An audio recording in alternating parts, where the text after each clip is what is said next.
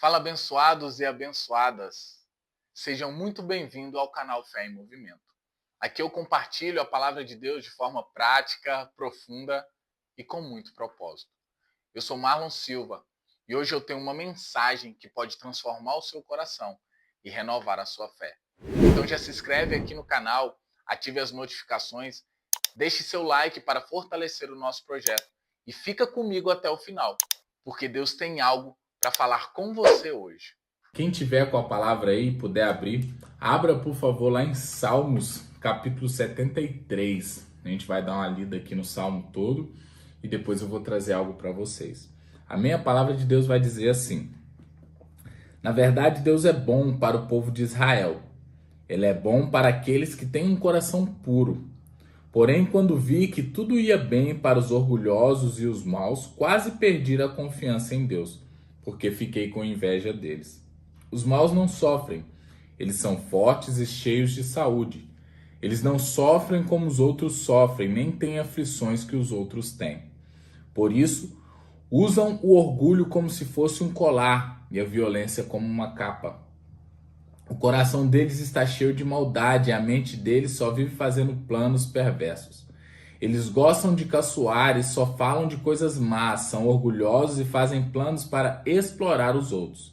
Falam mal de Deus que está no céu e com orgulho dão ordem às pessoas aqui na terra. Assim o povo de Deus vai atrás deles e crê no que eles dizem. Eles afirmam: Deus não vai saber disso. O Altíssimo não descobrirá nada. Os maus são assim. Eles têm muito e ficam cada vez mais ricos. Parece que não adiantou nada eu me conservar puro e ter as mãos limpas de pecado. Pois tu, ó Deus, me tens feito sofrer o dia inteiro e todas as manhãs me castiga. Se eu tivesse falado com os maus, teria traído o teu povo.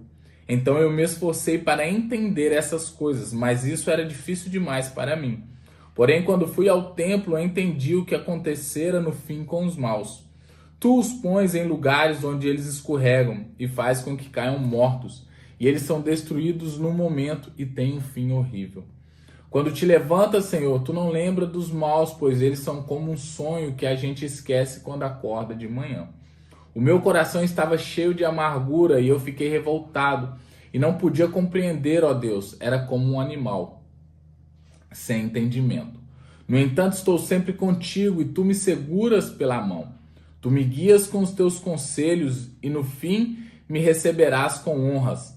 No céu eu só tenho a ti, e se tenho a ti, que mais poderia querer na terra?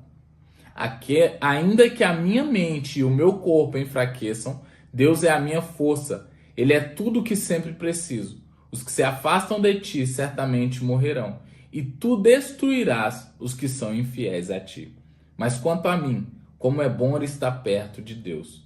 Faço do Senhor Deus o meu refúgio e anuncio tudo o que ele tem feito. Amém? Então, olha só que palavra maravilhosa. Essa palavra aqui, esse salmo, é um pouco da história de Asaf. É um acontecimento pessoal na vida de Asaf. E aí vocês vão me perguntar, Marlon, mas quem é Asaf? Né? Asaf, ele pertencia à tribo de Levi e ele era um levita. Ele era um levita, depois ele se tornou um cara que influenciou os levitas mais jovens e esses levitas passaram a ser chamados filhos de Asaf. E quando a arca ela foi ser a arca da aliança, ela foi ser transferida para Jerusalém, Asaf ele foi o levita que foi entoando cantos de louvores, né, na frente da arca naquele percurso. E mais para frente, quando Salomão ele construiu o templo de Deus, Asaf ele foi colocado como o principal levita ali dentro do templo. E se a gente pegar a família de Asaf, ela foi uma família que durante muito tempo ali teve muita influência dentro da história da Bíblia, porque dali veio porteiros do templo, veio cantores, veio Zacarias, né? Que Zacarias ele foi profeta. Então, irmãos, Asaf ele não era uma pessoa qualquer, né? Ele tinha uma posição ali dentro daquele tempo Ele era uma pessoa conhecida. Entre aspas, ele era uma pessoa que tinha status. Asaf não era uma pessoa qualquer. E aí, nesse salmo, ele vem compartilhar uma experiência pessoal dele que muitas das vezes acontece na minha e na sua vida. Qual que é essa experiência? No mundo de hoje, a gente tem um ditado que vai dizer assim que a grama do vizinho sempre é mais verde do que a nossa. Isso quer dizer que a gente nunca enxerga os problemas das pessoas que estão ao nosso derredor, dos vizinhos, conhecidos, colegas de trabalho. A gente sempre acha que a vida dessas pessoas são perfeita, não tem problema algum. E assim foi Asaf nesse salmo. A gente vai ver que a partir do verso 4 ele começa a falar assim: os maus não sofrem, eles são fortes, cheios de saúde, eles não sofrem como os outros sofrem, nem têm as aflições que os outros têm. Então ele começa a olhar para a vida dos ímpios, começa a olhar para a vida daquelas pessoas que não faziam o que ele fazia para Deus e começa a achar que a vida daquelas pessoas é mil maravilhas. Só que chega um certo momento que olha a importância da gente focar no Senhor, o nosso alvo ser o Senhor. Olha só o que ele vai dizer lá no verso 15. Se eu tivesse falado com os maus, teria traído o teu povo. E aí a gente vê a importância da gente não dar ouvidos a qualquer pessoa, da gente não querer ficar copiando as ações dessas pessoas que a gente acha que a vida delas é mil maravilha. Eu vou dar um testemunho bem breve aqui rapidinho para vocês, que está dentro da palavra, que aconteceu comigo. Não sei se todos sabem, eu sou atleta de futebol. E num certo ano, num certo clube que eu estava jogando, eu já cristão, eu fazendo tudo certo, e as coisas, entre aspas, dando tudo errado para mim, porque eu sou zagueiro e meu time tomando muito gol, e acabava que eu estava muito inseguro naquela época, e eu tinha um amigo que ele concentrava comigo, e esse amigo, ele era do mundo, ele fazia as coisas tudo errada, e ele fazendo gol, as coisas dando certo para ele. E chegou um certo momento que eu deixei de olhar para Jesus, para o foco, e comecei a olhar para aquele amigo. E aí eu trouxe para mim e falei assim: pô, o cara não adora o Senhor, o cara não é cristão, tá fazendo tudo errado e dando tudo certo. Eu vou fazer isso também, vai que dá certo para mim. Então eu acabo saindo da presença do Senhor, eu começo a fazer tudo errado, fazer as coisas que o mundo estava me oferecendo, e começou a dar tudo certo para mim, irmão. E sabe por que, irmão, irmã, começou a dar tudo certo para mim? Porque o Satanás, ele vai te dar vitórias momentâneas. E naquele momento tudo começou a dar certo para mim, tudo começou a correr mil maravilhas. Eu comecei a fazer gol, meu time começou a ganhar partidas, eu comecei a ficar confiante. Mas quando acabou aquele campeonato, eu ganhei como um dos melhores zagueiros daquele campeonato, mas depois eu fiquei sem contrato. Eu não tive mais time nenhum que me procurou. Eu comecei a ter problemas dentro do meu relacionamento. Eu comecei a passar dificuldade dentro da minha casa. Sabe por quê, irmão? Toda vez que você pecar, toda vez que você cair, que você errar, Deus ele vai te perdoar. Mas não quer dizer que Deus te perdoou que você não tem que pagar o preço pelo pecado que você cometeu. Vou ser mais claro para você entender. Se eu vou e roubo ou mato, eu sou preso pela lei, certo? Depois eu vou sair da cadeia. Então, o erro que eu cometi, ele está sendo pago enquanto eu estou na cadeia, e depois que eu sair da cadeia, eu não tenho mais que pagar por aquele erro. Assim é o pecado. Você pecou, você entra na presença do Senhor e você pede perdão. Deus te perdoa, mas você vai ter que assumir as consequências daquele pecado. Então, a gente vai ver aqui que Asaf ele foi muito inteligente quando ele diz lá no verso 15, se eu tivesse falado com os maus, eu teria traído o teu povo. Aí no 16, então eu me esforcei para entender essas coisas, mas isso era difícil demais para mim. Porém, quando fui ao teu templo, entendi que o que acontecera no fim com os maus. Tu os pões em lugar onde eles escorregam e faz com que caiam mortos. Eles são destruídos num momento e tem um fim horrível. Então olha a importância de quando a gente não entende o que está acontecendo, quando a gente não sabe o que está se passando, a gente recorrer ao nosso pastor, ao nosso líder, alguém que tem um entendimento maior da Bíblia. Porque Asaf, após ele não compactuar com aquilo que as pessoas estavam fazendo, ele vai procurar resposta onde? No templo, porque ele não tinha resposta para aquilo. E quando nós não temos resposta para algo, é isso que nós temos que fazer. Procurar em quem tem mais sabedoria, em quem sabe nos instruir da maneira correta, a maneira que está aqui no nosso livro de instruções, a Bíblia. Baseado nisso que eu acabei de falar para vocês, eu anotei aqui, e quem tiver um caderninho aí, pega um caderninho, anota. Quem não tiver um caderninho, pega uma folha, faz um rascunho, depois passa para o caderno, para o notebook, para o iPad, para o celular, para onde vocês costumam anotar. E se vocês não têm o costume de anotar quando vocês estão assistindo uma pregação, comece a ter esse costume, irmão, porque isso pode te ajudar lá na frente, pode trazer uma resposta para vocês. Então eu anotei aqui, 5 lições que a gente pode aprender com Asaf dentro dessa palavra. Primeira lição: enquanto olhamos para a vida dos outros, não vemos a bondade e a fidelidade de Deus em nossas vidas. Irmão, é o exemplo que eu dei da grama do vizinho ser verde. Enquanto você se preocupar com aquilo que o outro está ganhando, aquilo que o outro tem, a vida que o outro está levando, você nunca vai conseguir enxergar na sua vida aquilo que Deus tem feito para você. Eu tenho certeza que hoje, por mais que às vezes você esteja passando por algum problema, alguma dificuldade, mas eu tenho certeza que hoje Deus já respondeu alguma oração que você fez lá atrás um dia. Orações lá do passado que você se ajoelhou, orou ao Senhor, que você pediu, Ele já realizou. Então, se Ele realizou 1, 2 ou 3 vezes, não sei quantos milagres Ele já fez na sua vida, não sei quantas vezes Deus já respondeu orações suas, mas se Ele respondeu uma vez só, Ele pode responder várias outras vezes. E se Ele ainda não respondeu, continue buscando. É porque você não está preparado para receber. Porque lá em Tiago 4,3 vai dizer assim para a gente: vocês oram e não recebem porque aquilo que vocês pedem é para o seu próprio prazer e não para glorificar o nome de Deus. Então deixe de ficar olhando para a vida do próximo, deixe de ficar olhando para aquilo que o próximo tem e comece a ser grato por aquilo que Deus tem feito para você. Comece a ser grato por tudo aquilo que Deus tem dado a você. A partir do momento que você parar de ficar olhando para a vida do seu irmão, você vai conseguir enxergar a bondade e a fidelidade de Deus na sua vida.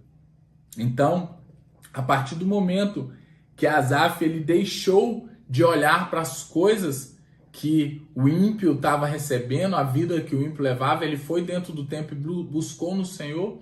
A Bíblia vai nos mostrar que a partir do verso 23, o que ele começou? Declarar palavras de gratidão, de louvores ao Senhor, porque a partir do verso 23 ele vai dizer assim: no entanto, estou sempre contigo e tu me seguras pela mão. Tu me guias com os teus conselhos e no fim me receberá com honras. 25, no céu eu só tenho a ti, e se tenho a ti, que mais poderia querer na terra? Ainda que a minha mente e o meu corpo enfraqueçam, Deus é a minha força. Ele é tudo o que sempre preciso. Então, irmão, para de ficar olhando para as coisas que o seu irmão tem. Olhe para cima, olhe para o alvo, olhe para Deus e lembre de tudo aquilo que Ele tem te dado. Lembre que tem coisas que Deus ele não nos dá porque nós não estamos preparados para receber, porque se Ele nos der, a gente vai destruir a bênção dele. A bênção vai se tornar maldição na nossa vida. Lição número 2.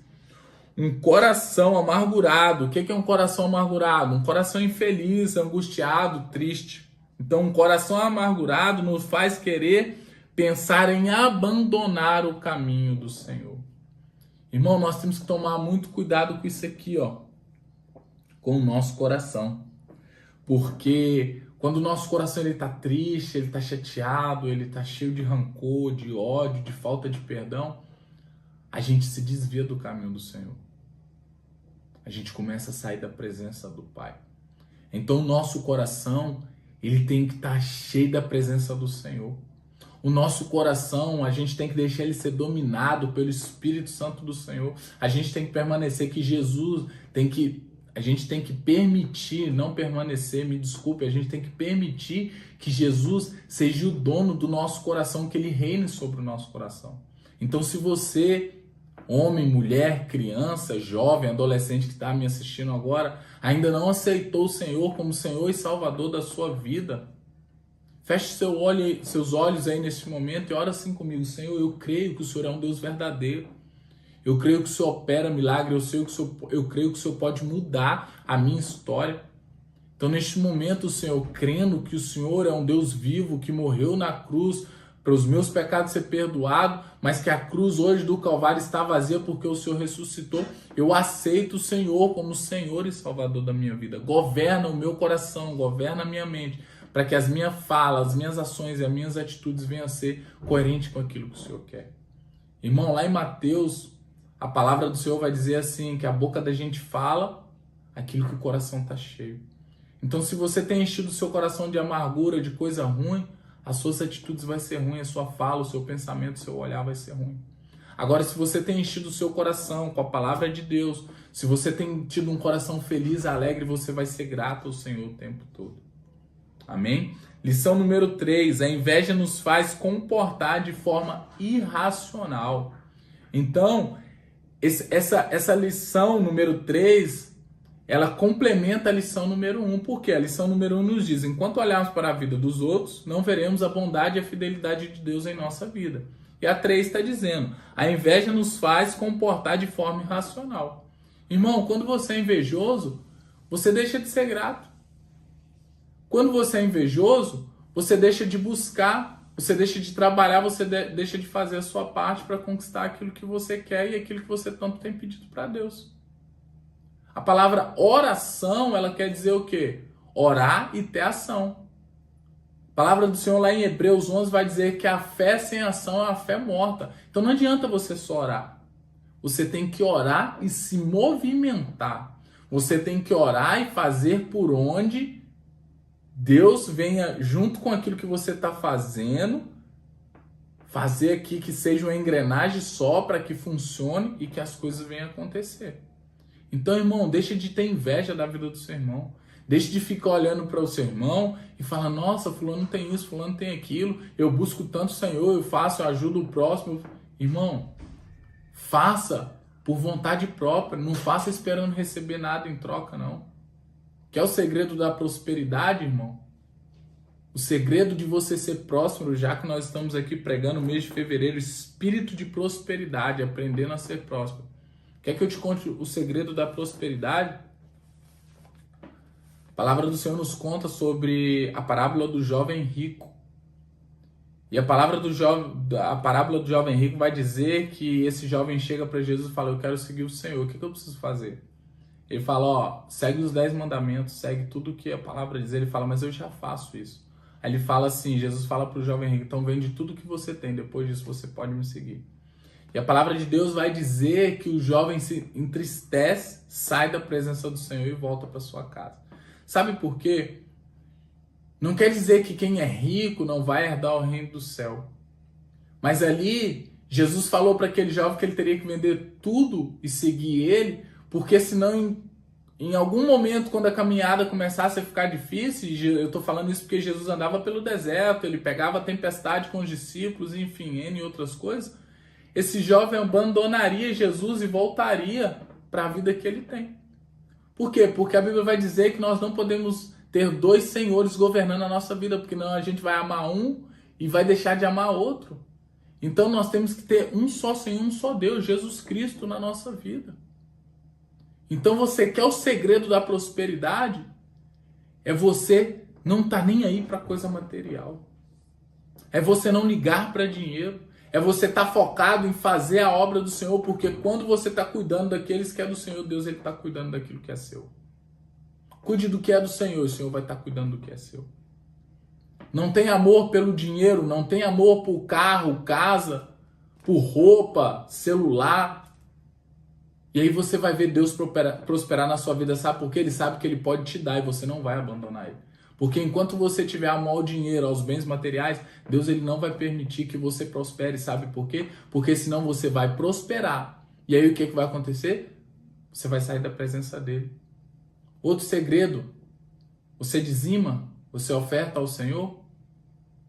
Porque a gente não pode roubar o Senhor. A partir do momento que você não devolve para o Senhor aquilo que Ele está te dando, você está roubando dele. Para vocês verem o que Deus ele vai falar sobre isso. Lá em Malaquias capítulo 3, do verso 8 ao verso 12, vai dizer assim: Eu pergunto, será que alguém pode roubar a Deus?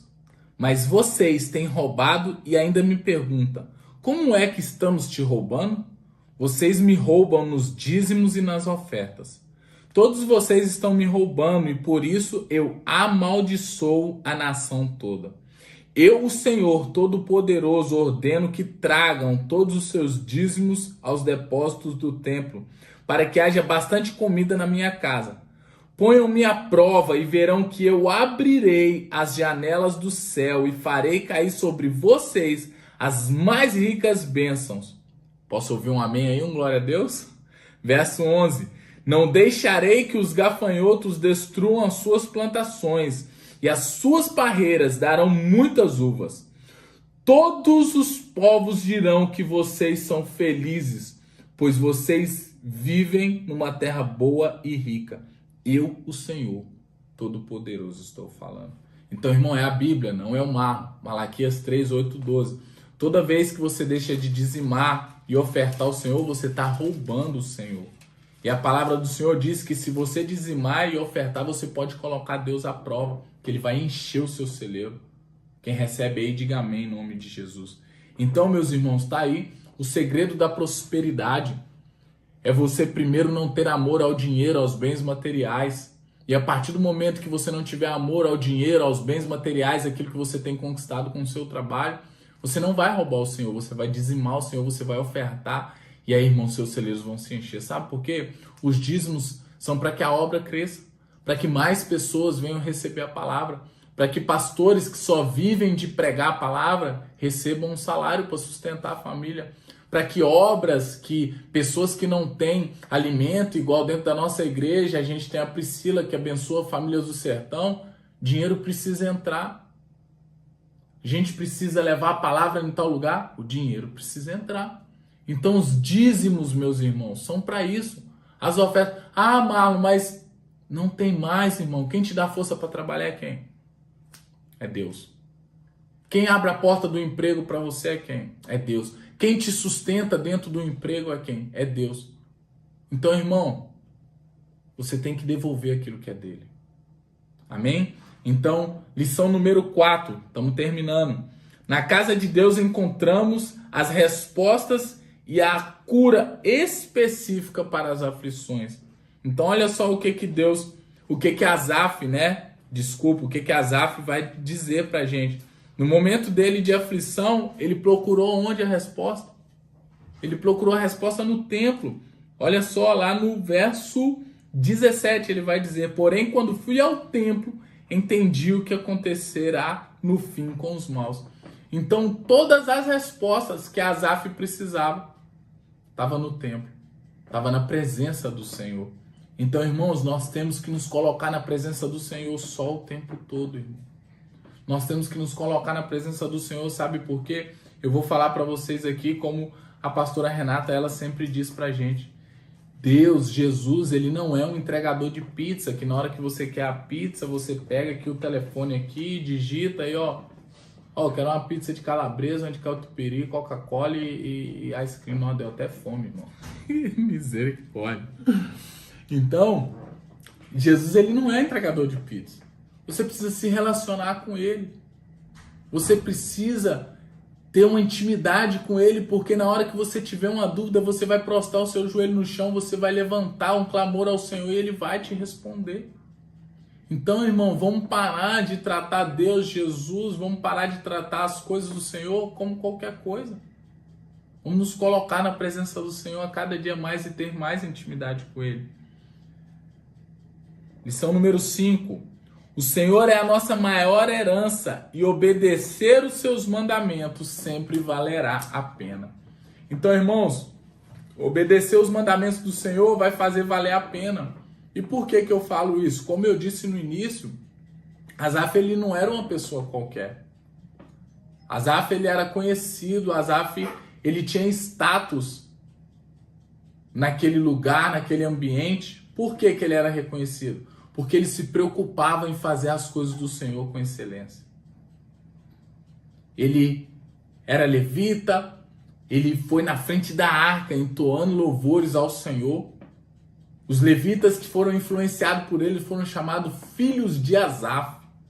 E depois Zacarias se tornou, um dos seus descendentes se tornou profeta em Judá. Então olha só, irmão, olha só como que vale a pena a gente ser fiel ao Senhor. Olha só o que eu anotei aqui. Prosperidade é irmos bem em todas as coisas. A prosperidade em nossas vidas só acontecerá e perdurará, permanecerá, se o Senhor for o centro das nossas vidas e se a presença do seu Santo Espírito verdadeiramente for a nossa maior riqueza e o motivo da nossa alegria. Então o que é a prosperidade? É a gente estar bem. A gente está bem, a gente está bem em todas as áreas da nossa vida. Mas a gente só vai estar bem quando a gente entender que o mais importante é a gente ter intimidade com Deus, ter o Espírito Santo de Deus aqui dentro da gente. Quando a gente entender isso e a gente utilizar de todas as áreas da nossa vida para glorificar o nome do Senhor, a gente vai ser próspero. Então, meu irmão, quer ser próspero? Seja fiel. Dentro do seu relacionamento, trate bem a sua esposa, o seu marido para glorificar o nome de Deus.